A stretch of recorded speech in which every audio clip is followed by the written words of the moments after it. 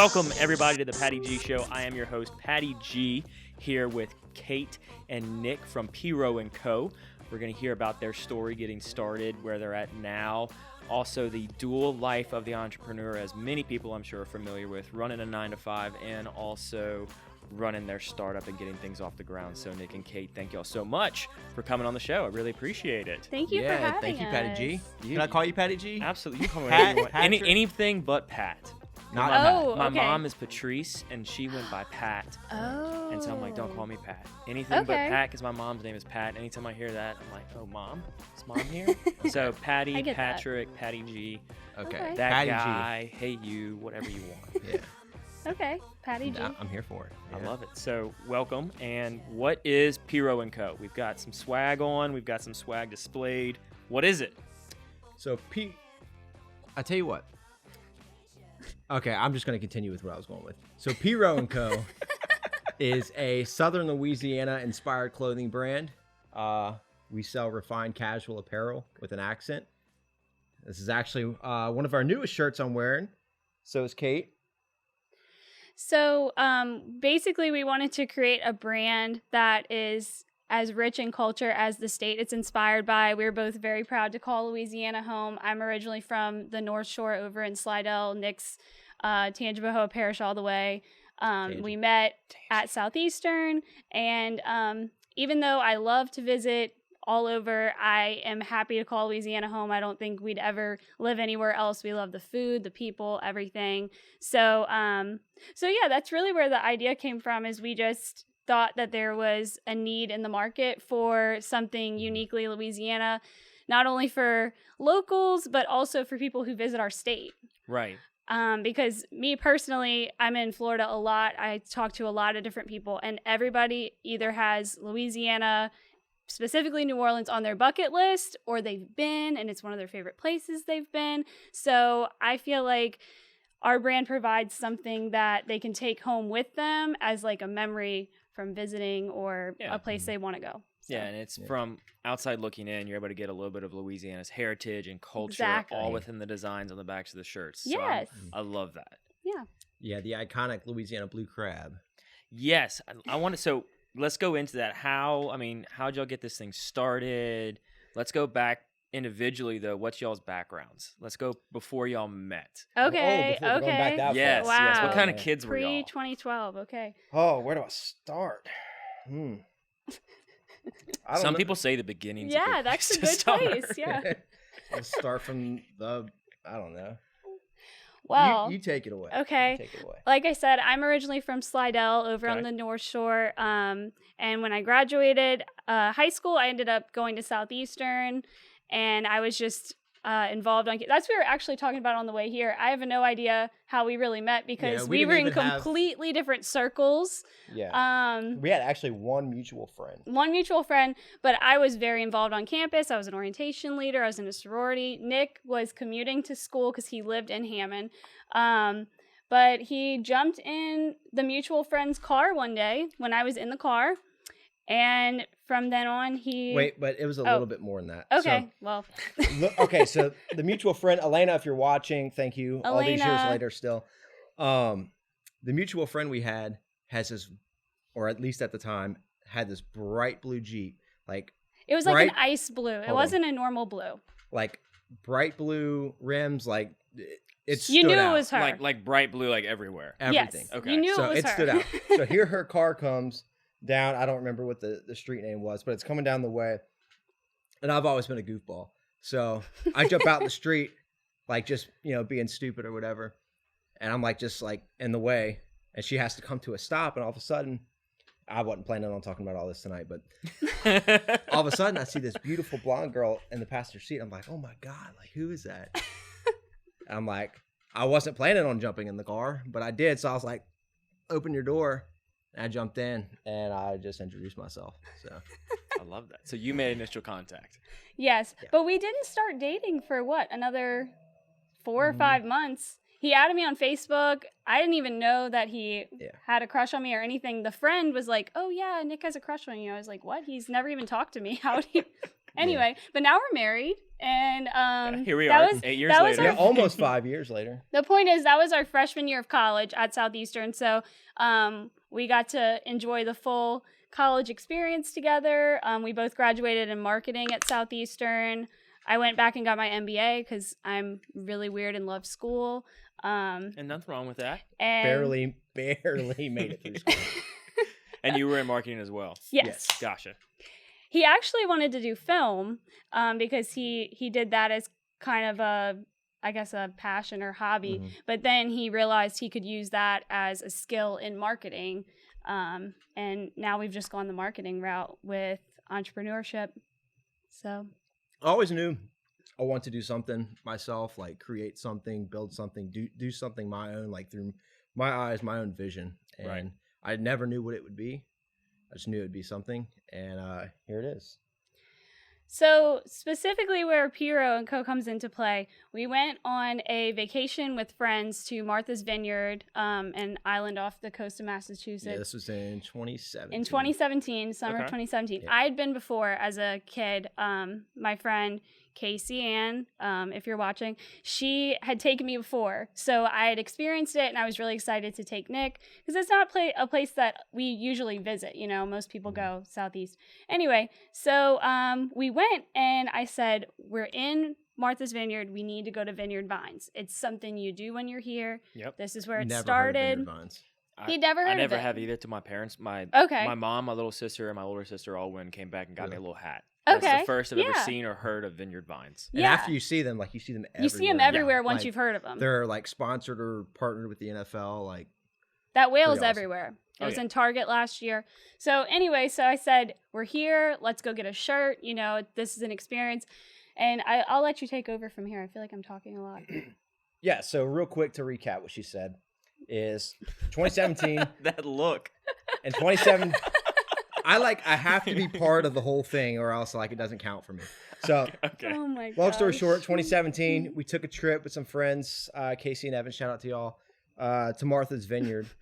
And honestly, never really even heard of the place, but it was a trip and I was like, yeah, like I'm down. So we go to Martha's Vineyard, discover Vineyard Vines, the little whale.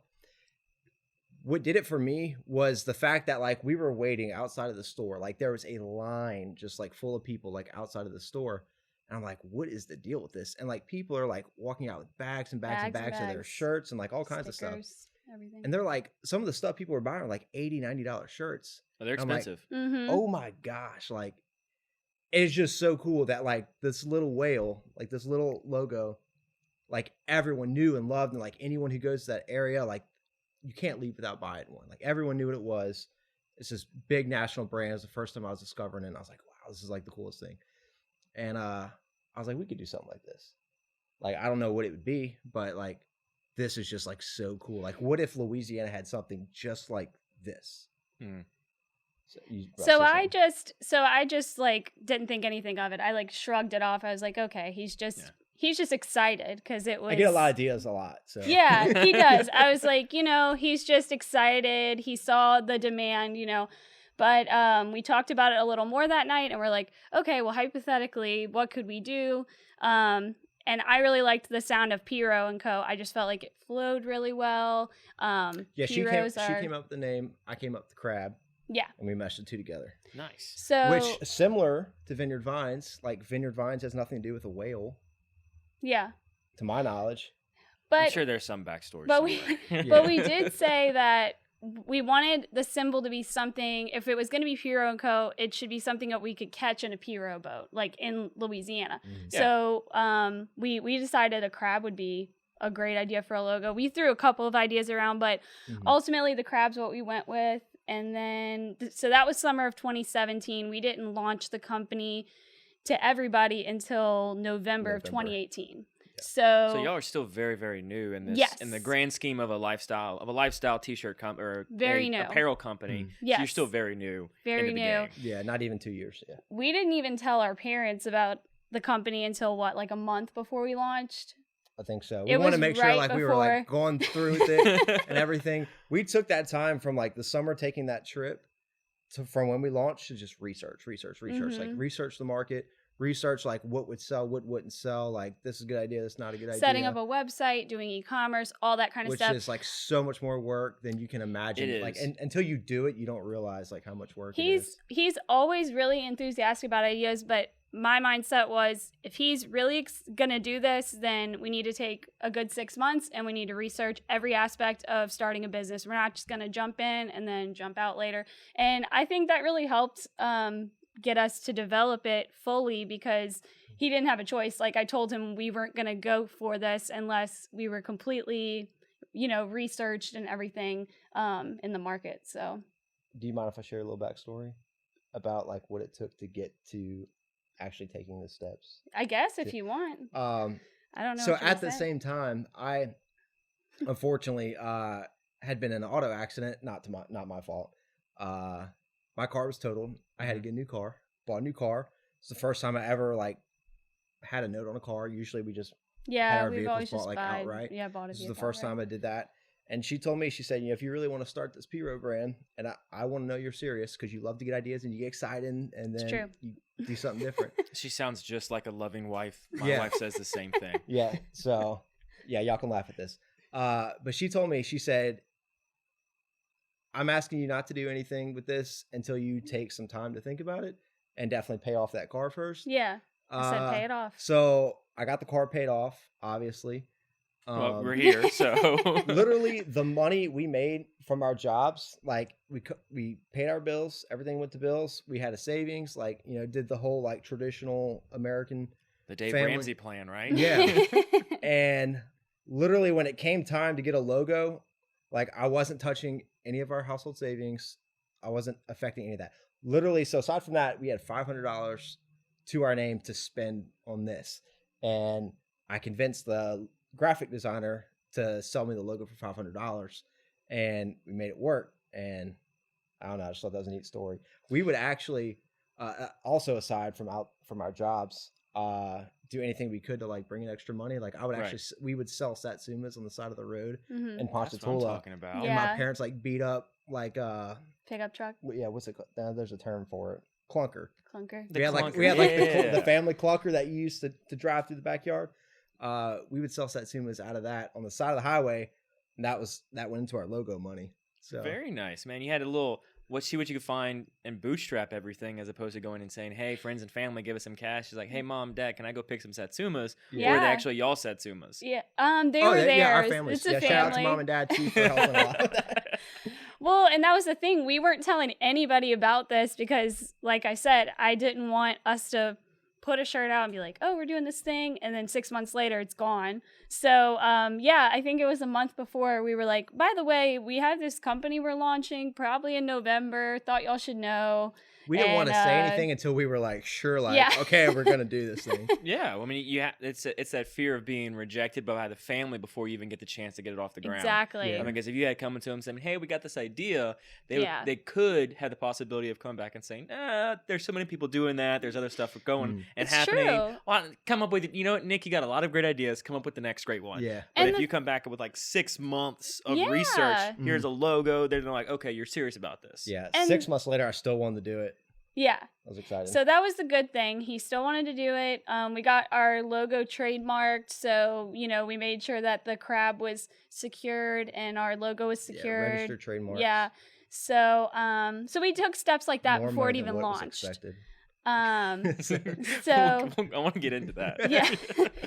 So yeah, I mean, probably the most challenging thing about creating a brand instead of selling, I don't know, art or something like that is that we have to create the want and need for something that we created ourselves versus I don't know, like we said, Vineyard Vines, a brand that's been around for over 20 years. People know the name, Right. So, so yeah, like you said, it would be very easy for family or friends to say, "Oh, maybe not. I don't know. Yeah. It seems like a risk." But the past 2 years have been really cool. Yeah. So It's been awesome. It's really cool to do something like as exciting as this too, because it's like it's not a serious job. You know what I mean? Like selling fun. t-shirts. If you're dead set and like so serious when you sell t-shirts, you shouldn't be the one selling the t-shirt. Like the whole idea of the brand is like fun, outdoors, like on the water. You don't even have to be on the water, but like Right. it's just that vibe. It's like that Southern Louisiana vibe. It's just fun, you know? Yeah. Yeah. So that, I think that covers where we Obviously, came from. Yeah, right? if you haven't noticed, like I could tend to be a goofy guy, like a little, like I don't take things that seriously. So It's a little bit of taking things not seriously is good.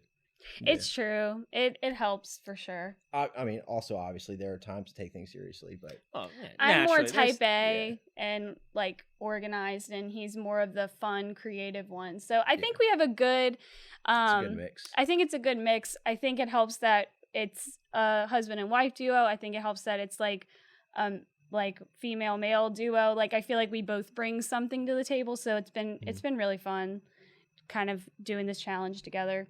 Yeah, and that it is a very difficult challenge, especially getting a lifestyle brand. I dabbled with it probably a year and a half, 2 years ago. I had a lifestyle brand called Off the Pier. Oh, And really? we had a few designs. We had a handful of designs. I think we ended up with 3 by the time it was done. It was a shrimp boat with a sunset in the back and a nautical compass. cool. Then we had a red snapper design with a commercial snapper fishing boat in the background, and then we had a fly fishing for redfish design as well. Cool. Write So- those ideas down.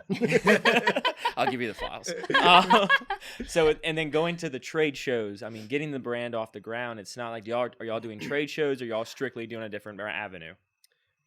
Initially, we were planning on it. We bought this awesome like branded tent. Like it's pretty insane. 2020 was going to be the year, but COVID kind of. Unfortunately, we really haven't posted much about it. But like, I'm not lying. Like it's just really awesome. Like logo colored, like everything, like really branded tent. Like awesome. Easy up, yeah. And I don't know if we used it like seriously like once. We did one event at Southeastern for the marketing department, and it was when we put out our seafood boil design, and that was really it. But yeah, this year is going to be the year. And in 2021, we'd love to do some stuff with that, even if we just do like pop-up shops in downtown areas and stuff. I think that'd be fun. But yeah, we've been just basically social media because of COVID, just having to adapt. Yeah. But that's my expertise. Like I've always been interested in social media, from growing my own brand for my Disney lifestyle blog. And then before I did that, I was a marketing strategist at an agency. So I've always kind of had a background for social media, and I love researching the changes that happen so often in social media marketing. So I think that's worked to our benefit. But yes, we do want to do trade shows and stuff in the future. Yeah. Like she was saying, it's unfortunate with COVID too, that it shut down that entire like opportunity Side for of us it, this year. yeah. But it's also, it's unfortunate, but from a business perspective, it has provided us a lot of opportunity, being that Online. we're currently only an online store. We don't have a physical storefront Yes, yet. that's true.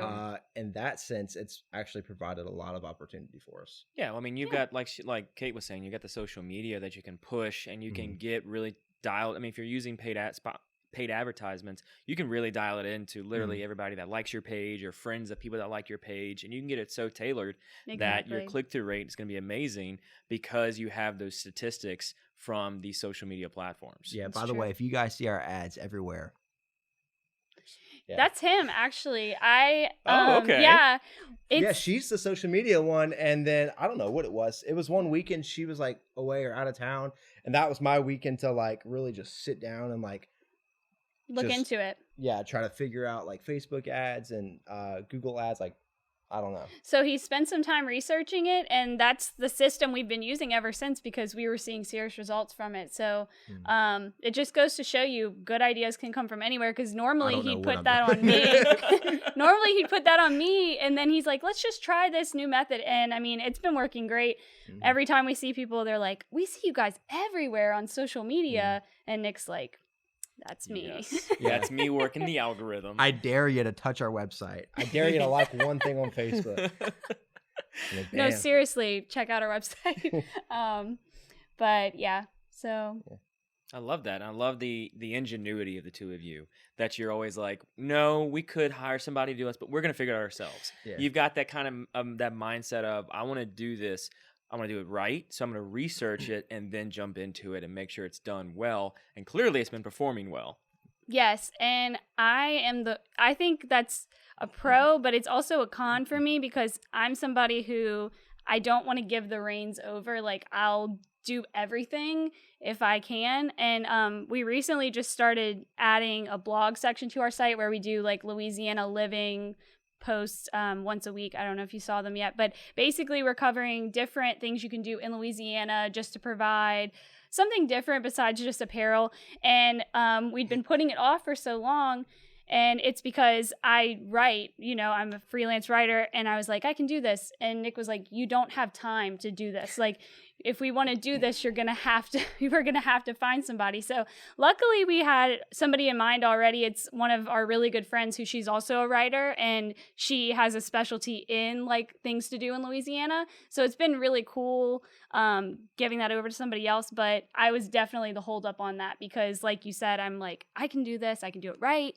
I may not sleep for 3 weeks, but I can do everything. and that's and I don't say this to brag, but like that's one downfall of us is like I think that we're both like solution oriented people. So like we know like, oh, I could just do it. I can get it done. Like I know I can just do it. I'll get it done. Yeah. And that and cycle repeats. It's and it's worked like, out, but it's great. But also we have to prioritize, where else is our time better spent. So Right. And eventually when we continue to scale, we physically can't do it all. So I think that's going to be a hard conversation for me to have with myself about handing something over. It'll be fine. It's like packaging orders though too, because currently it's just us, and we have like a down to a science, like a way we package every order, like Right. literally like to the detail. Like the label that goes on the outside of the package is straight every time. Sorry if you ever got a crooked one. It's an honest mistake. Me last But, night. Like literally we make sure the stickers like in the center when we fold the tissue paper, we make sure the shirt, the pocket's facing nice, label goes on correctly. It's all packaged like we have it down to like a science. So that's going to be eventually when that time comes. And it's easy for us to do that because it's our business, it's our passion, we're invested in it, we want to give that quality. But, obviously when you add somebody else to the mix, it's very important to get that honed in for them as well. And they may not be as invested in those little details of making sure the label's perfect on the packaging, but that's a big part of the mission and quality behind our brand. Yeah. So Everything we stand for is quality. So Right. shirts high quality, the unboxing experience is high quality. We stand for quality. Yeah. So Well, and I get that, and that's a Yeah. challenging thing that a lot of entrepreneurs will face at the point of scale. yes. Is you're bringing somebody else in as an employee Mhm. more times than not. Rarely are you going to have people bring on a packager and then give them an equity stake in the brand. Yeah. So having them come in as an employee, they're not as motivated, they're not as incentivized to go there because you're just paying them a paycheck. Now, Exactly. finding that gem in the rough is very challenging, but it's also very rewarding when you do find them and you find that person that has enough energy and passion to match yours that your company can then take off because they're taking care of the packaging all day long. Yeah. And then you're able to go out and network and get more things happening. Exactly. Look for a new space if that's the route you want to go. Talk to retailers if that's the route you want to go. Your time is then freed up at what can be done by somebody you can pay. Yeah. 'Cause Exactly. you don't. You can look at it as what's more important and valuable to the brand. Is it you sitting and getting the packaging exactly right every single time to your standards? Yeah. Or is it going out and finding that next large step, that next Exactly. scalable Mhm. transaction? Is Yeah. it, do we look for a space to start doing the packaging? Do we look for a space where we can bring stuff in? What's that next step where we feel is more important to achieve that high level of quality as opposed to having somebody come in, showing them how to do the packaging? And if every 100th one Yeah. is not perfect, Yeah. we can live with that. Yeah. I feel like Yeah. a lot of that too, in my opinion, starts with having a great product. Right. Because I don't know.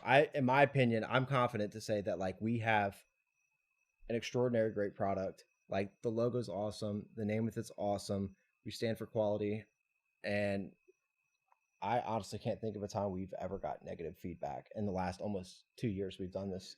And So far, to so your good. point, I think a large part of that is producing a great product. I Right. feel like it's easy to get on board, easy to want to be part of a team, and easy to like see that vision when it starts from the beginning of having a great product. Yeah. When you're shopping for the product initially before it even arrives, you're already highly impressed that the Mhm. box could come with tears and scrapes in it. And you're like, you know what? I don't care because I want what's in the box. Yeah. You know, but having true. that extracurricular of that box being so nice, neat, and perfect, Mhm. it just adds that extra touch that people get really impressed by. Yeah, and for me, when I see a new order come in and it's somebody we don't know, I get so excited because that's somebody new that has no idea what the unboxing experience is going to be like, what is coming with the shirt that they've ordered. They think they're just getting a shirt, and we put the little lanyard in there, we write our handwritten card, all those things, and so I love it because it's a new opportunity to have a continuing customer.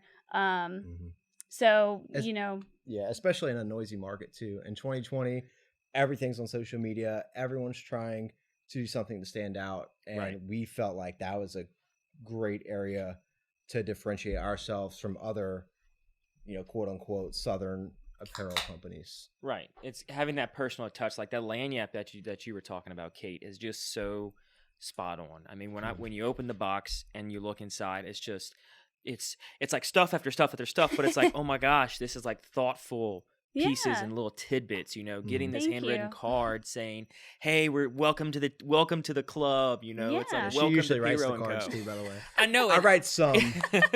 If I'm not there, he writes the cards. It's huh? our handwriting. It's- Yeah. It's the If men's- it it's the looks like a dude, penmanship, yeah. It's a dude. It's me. But and so having that, people latch on to that type of brand and that owner oriented brand where it's, oh my gosh, I got a card signed by like the founders. Having that is incredible. And that, translates from major top CEOs talk about this within their own corporations, writing handwritten notes, giving them to their employees on their birthdays. Like I forget the Yeah. name, but there's a CEO that will write every one of his like 2,000 employees a birthday card Wow. every day, like whenever their birthday is, That's handwritten. amazing. And having that personal connection to your customers is huge. Yeah. Because then it's, it's no longer just, oh, I'm just wearing this t-shirt because everybody's got this t-shirt on, or I'm wearing this brand because everybody's got the brand. It's, I'm wearing this brand and I'm living this brand because I like the people that are the brand. I like it for what it is and what it stands for. And it's not just a bunch of, 100, 200 random models they're paying. It's them. Yeah. You get to see that personal flair, which I love.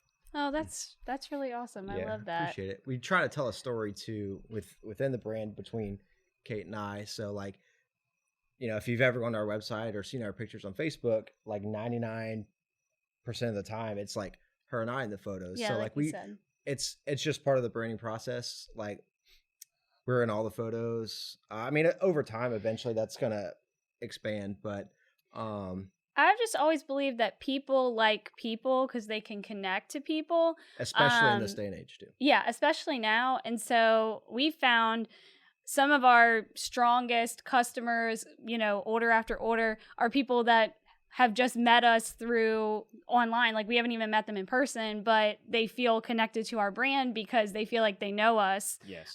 through our lives and our photos and everything else we do. So it's really cool. And I feel like that's been a great opportunity to separate ourselves from other people. Because like I was saying, in this day and age, like everything's automated, everything's digital, social media, like online. And we've kind of stepped away from that like human to human interaction. And I feel like that's like a good example of where we try to like step out a little bit and, differentiate ourselves. Yeah. But the thank you cards, I think that just comes with how we were raised. I know I was always raised to write thank you cards for things. And so when we first launched our new Mardi Gras shirts, because that's when we started having all the shirts in-house. Beforehand, we were doing drop shipping, so it was getting sent straight to someone. We weren't touching the product at all. I think that was what, for 2 months? Or Yeah, 3 it months? was only 2 Our months. first 3 months. Yeah. It was brand new, figuring it out. You're still Basically, testing it out. You want to test Exactly. the market. You want to see if people are going to Exactly. buy this stuff. You don't want to go buy 1,000 shirts and then have 5 orders. Yeah, Exactly. you already have no money at the time of starting a business. Right, we're selling Satsumas at this Yeah. point. Like, come on, people. Yeah. So we when we decided to make the leap to invest in the product up front, we knew that the major pro of that is that we could do customization things like getting the little sticker for the tissue paper, adding the thank you cards, all that kind of stuff. We have the personal tags on the inside of all of our cotton shirts. And so that kind of stuff wasn't possible through drop shipping. And it wasn't scalable. So yeah, it wasn't scalable either. But I think that's when we decided these people are buying our shirts. They don't know who we are, and we're so new. We need to do something to like make a lasting impression. And so we just started writing these thank you cards with our Mardi Gras shirts. That was in 2019. And which I think we have one with yeah, we us. do. Brought. Actually, I don't know This if is this is our on camera, original. but I have some Mardi Gras socks on. Oh, is there on you camera. go. So- Perfect. Look, you got Mardi Gras socks. I've got some shark socks. Oh, nice. I got a pair of socks almost just like that. It's Marlins. Marlins. No, are these? Yeah, these are shark, I think.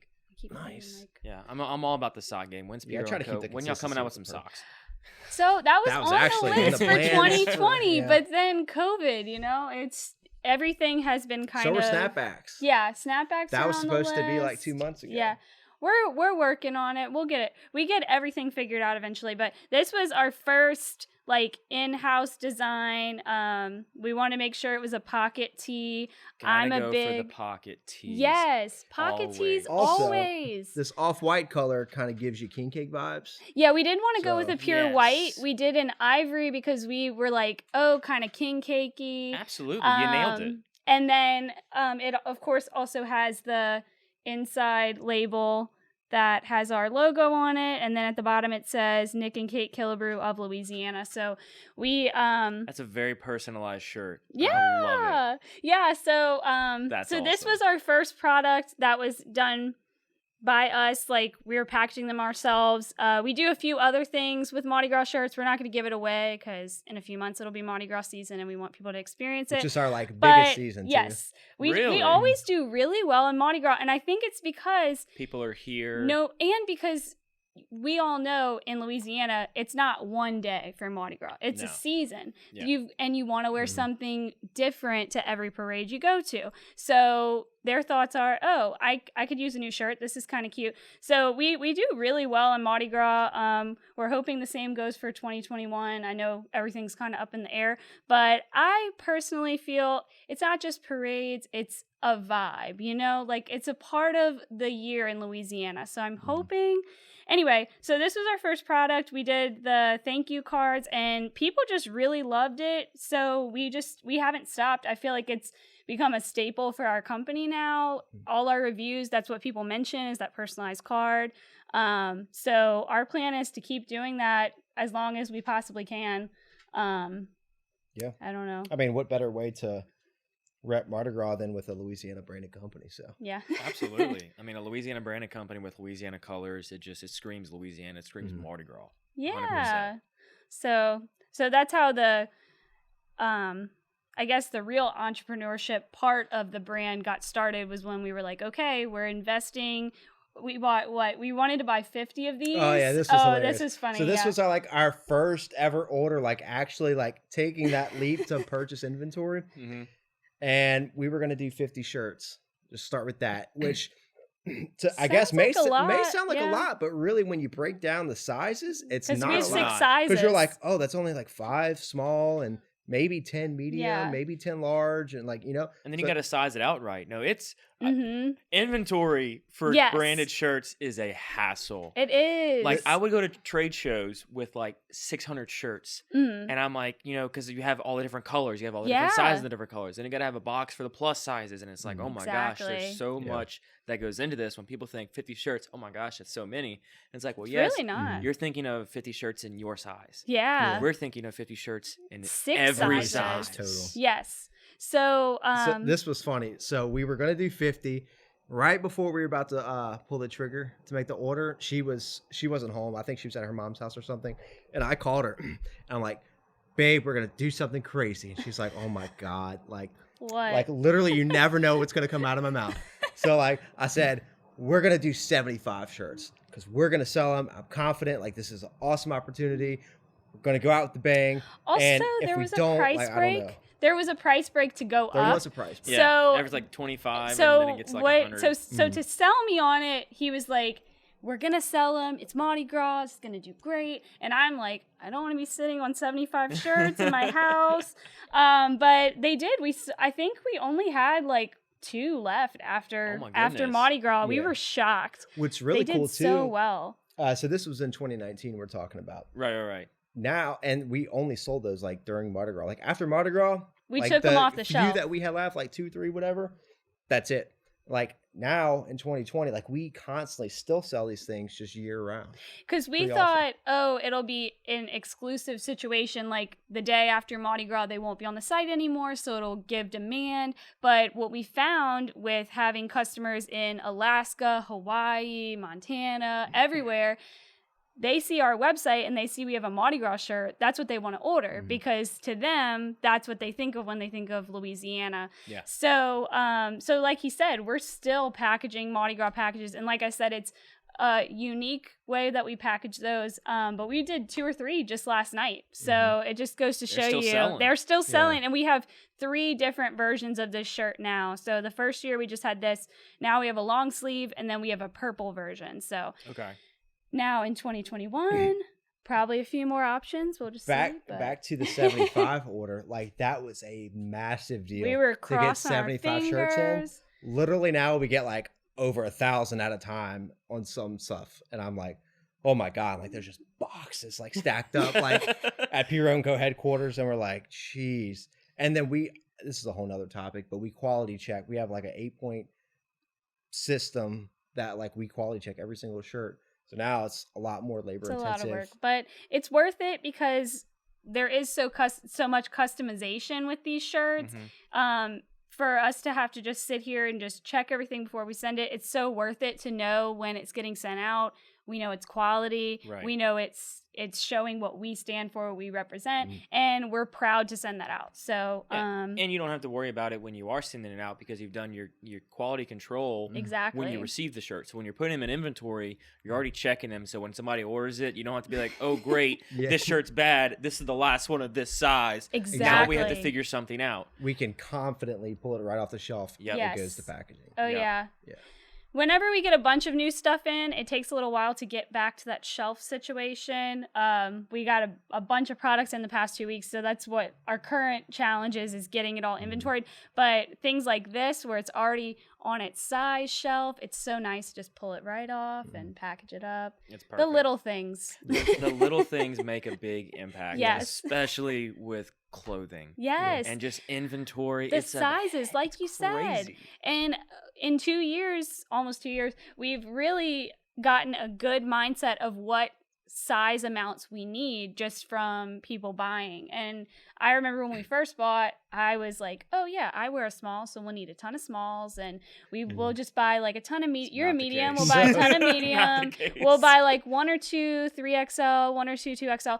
Now we know like, okay, we need like 3 to 5 smalls if this is a small order. The rest of them we need like 10 of every other size, because it's like our biggest sizes are medium to even 3XL. Like we have some people who they buy one shirt with us and they want one in every design, and we are so grateful.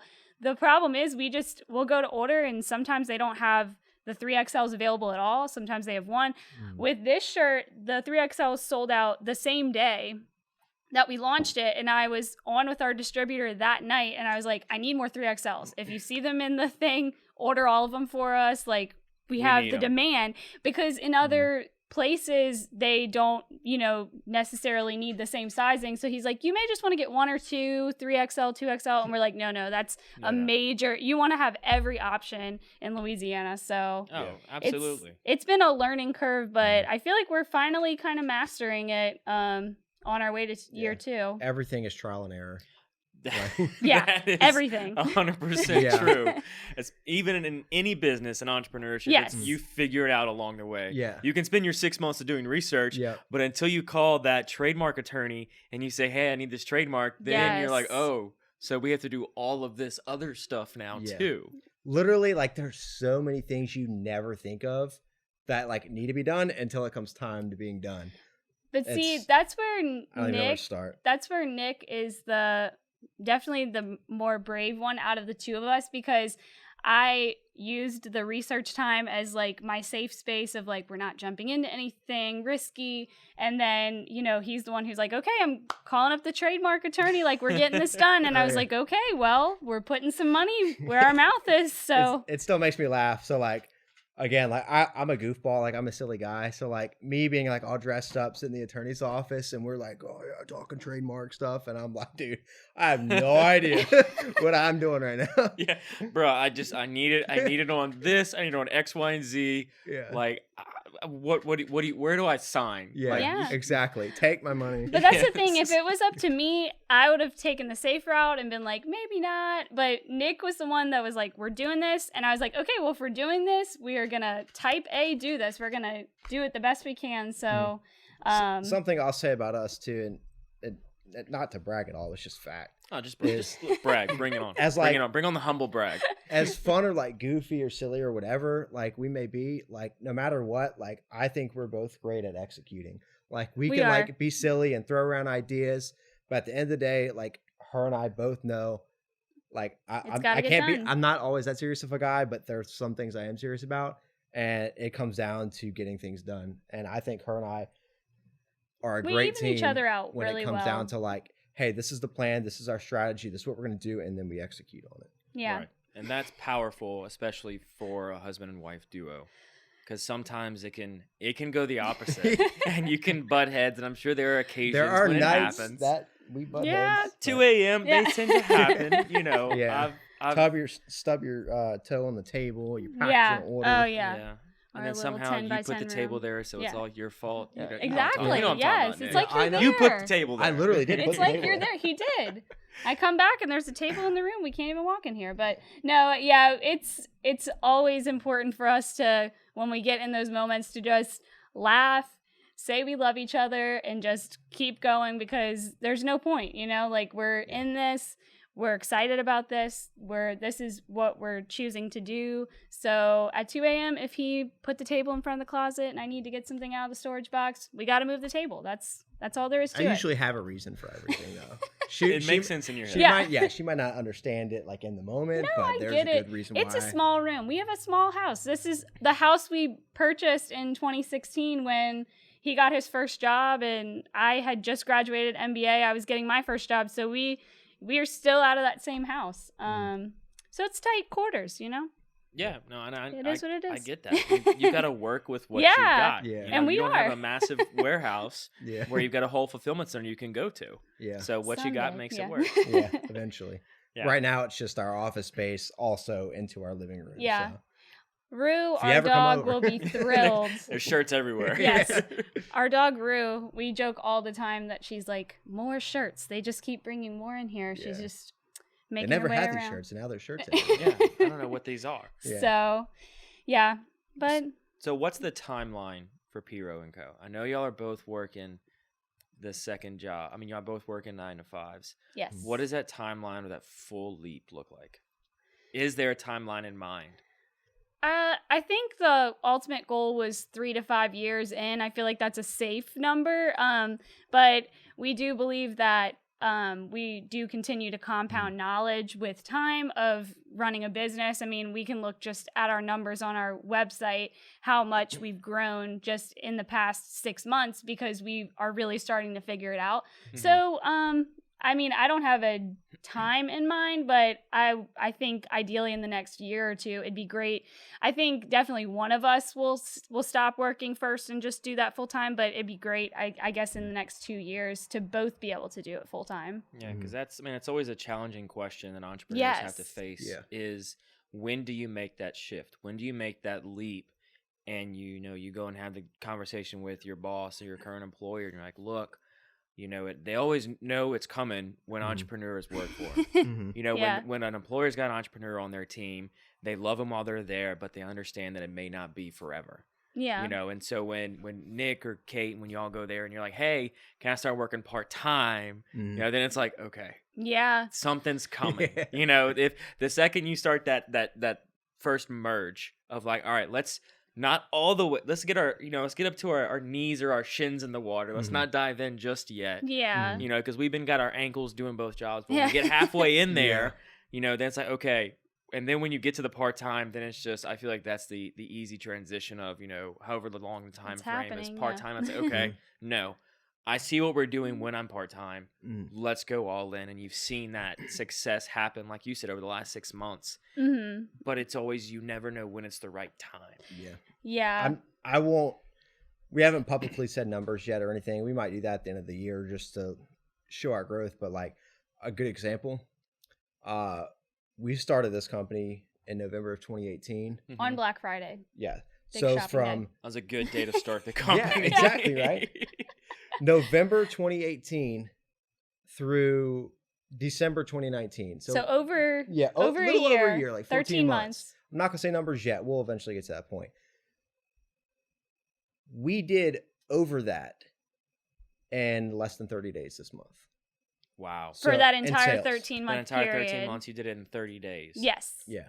And So I love hearing that. Yeah, so guys. we've I already, I'll love show you the hearing numbers that. after the show. But yeah, we have already done over what it took us 14 months to do. We did it in less than 30 Because we're days. figuring it out. And, I'll be the first to admit, when we first launched in November of 2018, it was mainly his thing. I still was not fully 100%. I was doing my writing stuff. I was traveling a lot. I was like, if he wants to do really this, had to make sure I was serious. I was like, if he wants to do this, like, I'll share his posts, whatever. But when we made the jump to investing in the inventory at our house, making shelves to where it was going to sit, we didn't want it to be sitting on the shelves. I jumped in, and I feel like us taking it on together has been huge for growth, because it's a lot easier for us to hold each other accountable. But this year especially, it's been, I don't know, it's just something about it. We've just been figuring it out, and so far it's on the up. We're nowhere near where we want to be, obviously, to be able to quit our jobs, but it's Right. hopeful, from what we've seen in the past 30 days. So Yeah, and I always remind her, like, this isn't luck. I mean, maybe 1% of it's luck, but like, it's just everything compounds. Like, just because it took you like 6 months to do X amount in sales doesn't mean it's gonna take another 6 months to repeat that. Like, your skills get better, your products get better, your customer market, Networking, everything all that. expands, gets better. So like, just because it took you 6 months or a year to do this amount doesn't mean it's going to take that same amount of time to do that amount again. And factually looking at our analytics, like, we've proved that. So Yeah. like it's hard yeah. to explain, but And I'm pretty fortunate because I have a little more flexibility with my schedule, so I think that's helped a lot too. I'm starting to take 2 weekdays a week off, plus we have weekends. So I've been working 40 hours wherever I can, so I can get those 2 days a week where Right. I can focus on the little things like packaging. So at night we can strategize new products, plan marketing, that kind of stuff. And so that's why I feel like it's more likely that one of us eventually moves to either a part-time job or full-time P-Row & Co. Because I already kind of have that flexibility, and we're very fortunate for that, I'd say. I think that's been a big part of it. there's too a lot this of year. days that I can't get stuff done because I'm focused at my work, and As you so should it's, be, yeah. it's Right. yeah, and Yeah. it's nice to have her home. As he is all the time Yes. at the office. Yes. And I hate to be that guy who's like, hey, handle this, and just delegate. But it's nice to have her home those 2 days to where when I am like busy at work, I can be like, hey, can you handle this for me, please? Like, I really just don't have time. And to do it. before, I was always like, I need to check with Nick before I do anything. But now I've kind of taken it to where I'm like, I know what he wants. We want the same thing. I'll just do it. I don't need to bother him. He's at work. He has his own stuff to handle. So all of that came with time, I think. But Yeah, and Yeah. it'll continue to compound, like Nick said. It'll Yeah. compound on itself Mhm. over the course of time and get to the point where you're doing things without even really, thinking about it or batting an eye. Exactly. Like that 75 order has now become so small to you yeah. that it's like, oh yeah, sure, whatever. It doesn't Yeah. matter. But over this time that y'all been doing it, y'all been, for 2 years or so, I'm sure y'all have learned very valuable lessons. And so Mhm. as we starting to wind down the show, I like to ask, what are some lessons that y'all have learned along the way? Wow. I'd say a big one is patience. Yes. Amen to that. Yeah. Me personally, being like in the entrepreneurship journey, especially again in this day and age, and you follow like all these like big gurus. Like I love to follow Grant Cardone, Andy Frisella, Ty Lopez, Gary V, big name guys. And it's really easy to be starting out in your own business and to watch them. And it's like, it's been 4 months. Why am I not making $1 million yet? And throwing the towel. Especially because of social media, you know? And social media. Yes, that's a whole nother podcast. Oh, yeah. That's I'll a whole back. nother podcast. Yeah. We'll come back and I'll talk come about back. that. Yeah, I would say a big lesson we've learned is just trying to master patience. Yes. Actually, a better way to put it is aggressive patience. And that means putting your head down and being aggressive in your day-to-day. Like, I got to get these 5 things done or these 10 things done that's going to move me forward in this business. But also being patient to understand it's going to take time to do that. So as long as I put my head down and work and grind and do what I need to do every single day, that's going to get me one step closer to where I need to be 1 year from now, 2 years from now, 3 years from now, whatever. Yeah, So, I think patience. I think my biggest lesson would be similar to his in that you just need to focus on yourself, focus on your brand, focus on your own progress. It's very easy to see people's highlights online, of what they're doing in life. And I learned that from doing my stuff for my lifestyle blog, because it started from nothing, much like this. And you just have to focus on getting where you want to go, your own goals. And so I think we've put that into play for Piro & Co. So we always say, just keep our head down, keep working. And so far it's been working so far. I think the only other thing would just be, I don't know how to say this, but just having gratitude for like the little things, because one of the main things about the growth for our company has just been all of these people that have come through the woodworks and found our company, not having known us in any way. And they're like so purely loyal to our brand, and they're so excited for every aspect of this growth, and they feel like they're a part of the journey, and they are, because we wouldn't be where we are right now without them. So I really always try to show just so much gratitude for all those people, because their investment in our company and them putting our name out there is why we're progressing. So, and you're a great example of that. Yeah. Actually. So, Really? Yeah. You received one of our products. I did. I'm assuming that you thought it was great I enough thought it was to have us on fantastic. this show. No, absolutely. So this is a great example of that. I feel like. I think I clicked like one time, and then like you said, I got in that funnel, and I was like, man, it's never bad stuff. Yeah. Oh. It's never bad stuff. Thank you. Like you can always say, "Oh, this stuff is great," but it's like, no, like it's never bad. We Like, love to hear you that. know, when you see it's never bad, it's like, okay, then that means even on the worst end, it's still not bad. It's still great stuff. Yeah. So yeah, no, I've loved the products. I love what y'all got going on, and it's just an amazing thing to see a husband and wife duo at such a young age come in and be like, hey, we're gonna throw this into the market. We're gonna put our put our skin in the game and see what we can do. Yeah. So I love that. What do y'all love most about Louisiana? Oh, there's so many things too. Let's narrow it down. I feel to like one or food is two. an easy one, Yeah, but food. as somebody who, I know I've only named this 5 or 6 times so far, as someone who goes to Orlando a lot, I go every Mardi Gras, like since I was 8 years old. I'm 27 now. We've gone every Mardi Gras, and from that young age to now, when you're there Mardi Gras week, it is all Louisiana people, and I love it. I was there this year with friends who are not from Louisiana, and they just loved how friendly everybody was. They loved seeing all the Saints, LSU, Mardi Gras gear. Everybody's so friendly, and that's one of my favorite things about Louisiana. I feel like we're just such a friendly state. We live up to that Southern hospitality, and I'm always so proud to say I'm from Louisiana when I'm visiting anywhere, because I feel like our state has made that name for themselves, and people just feel good about themselves when they visit. So that's my answer. Mine's a pretty broad answer. It kind of sums up everything in one, the culture. Yeah, culture. So, man, it's really hard to find like what we have here in other places. Right. Again, it kind of wraps it all up into one, like just the people, the hospitality, like she was saying, the food, the music, like I don't even know, just the vibe. Like it's There's something about this place. Yeah. There really is. It's a small little state at the bottom of the country, but everybody's either trying to visit or they've been and they loved it, left a little piece on their heart. And I love that. I love being from here. Yeah, it ain't perfect, but it's home. Yeah. I That's love perfect. that phrase, which makes it perfect, Yes. right? Yeah. Okay, so one final question for y'all. What can I do to help? I could write down a list. I mean, this is a huge help right here. Any promotion we get, any chance to get our business out in front of new people is huge. We've been big on, obviously on Facebook, like sharing. Yeah, I'll say, I'll speak to you and to Facebook at the tribe too at the same time. Yeah, you can speak to them. It's okay. Yeah. Yeah, so for Patty G, number one, a huge help, at least when it comes to like social media, Facebook, Free help. Yeah.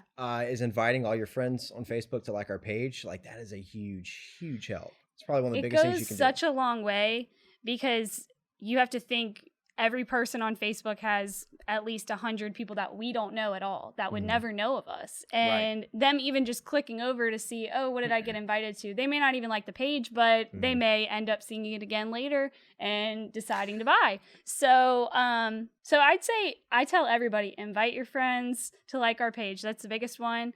I will do the same for you, Patty G, because I am big on that. It takes 5 seconds, but it goes such a long way for somebody who's trying to build something. Absolutely. And it's free. It's free. That's my thing. It takes you like 2 seconds. Yes, it takes 2 2 seconds. If you're not sure how to do it, send us a DM. We're happy to walk you through it. It's so simple. But yeah, that would be number one for any brand online. And just thank you for having us on the show. If you ever want to have us back, that would be a great way to help. Maybe in a year or something. We'll do like a year recap or something. Because we've got a great conversation in the brewing that I can sense about social media and entrepreneurs. That is a topic that needs to be addressed. It does. In some way, shape, or form. We'll address it with you. Yeah, let's come back. So then we'll schedule round 2 after this. We'll put it from a year from today or something. Yes, I love that idea. Absolutely. Well, thank y'all so very much for coming on the show. I really appreciate it, and I've enjoyed getting to know y'all in the little bit that we've had so far. Yeah. I can't wait to see where this goes. So thank y'all so very much for coming on. Yeah, thank you. And sitting here for however long we have and enjoying some and killing some brews. Yeah, killing some brewskis. Killing the brews. Absolutely. The brews killing some brewskis. That's it. And thank y'all, Facebook and everybody listening to the podcast, wherever you're listening. I really appreciate it. I know the guests do as well. So if you're listening to this, go and check out P-Row & Co. Go and check out Nick and Kate, what they're doing. They're killing some brews. And they're also just doing a great thing in the community. They've got a great brand. They just promote Louisiana in a way that is unique, their own sense of flair, and the quality is unmatched. So go out, check their page out, like it, invite your friends, and check out the Patty G Show while you're there. If you're listening to this, you probably already are, so thank you for that. But share the post, share the page, and check out who we've got on. Y'all, thank y'all so very much. I'm Patty G, signing out with the Patty G Show of P-Row & Co. with Nick and Kate. Y'all have a good one. I'm a simple